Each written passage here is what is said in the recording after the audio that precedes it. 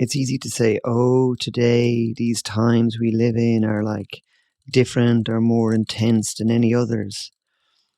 I was kind of just vibing on this idea that, the way, like, I think today we've got like all of our devices, technology is sort of exponentially more advanced than it was 50 years ago.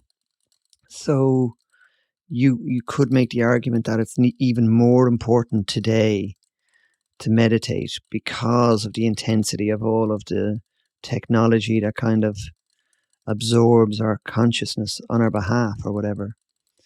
But then I was thinking maybe like it's just like the human predicament. Like maybe this has always been the case. It goes back like 2,500 years to the time of the Buddhists creating meditation for the first time or whatever.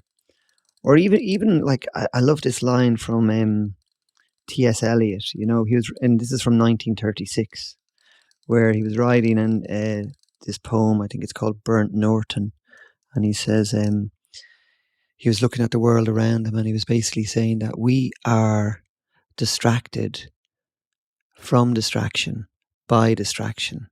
And I just really like that quote because that's the way I feel a lot of the time. And but the point I'm trying to make is like that's, I don't know, 90 years ago or something.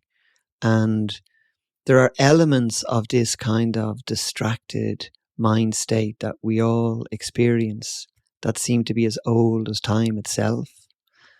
But I don't know, there's another part of me thinks it has to be more intensified because of our devices, our phones, the algorithms, the attention economy, the advertising industry, the news industry.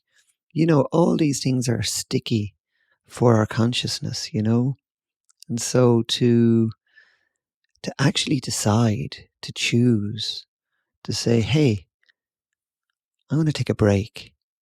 I'm going to reclaim all of the hooks that are in my consciousness.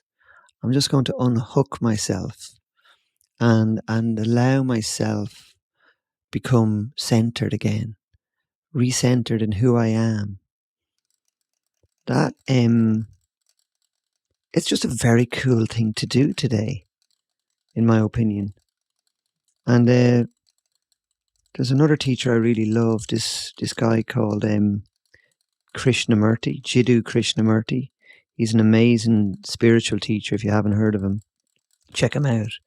But he just makes a lovely point that it's only in kind of inner solitude that we can be refreshed, made new again. And he makes the point that we need to enter into that kind of serene inner sanctuary in order to become refreshed and renewed and made whole again. And that's really what I love about meditation.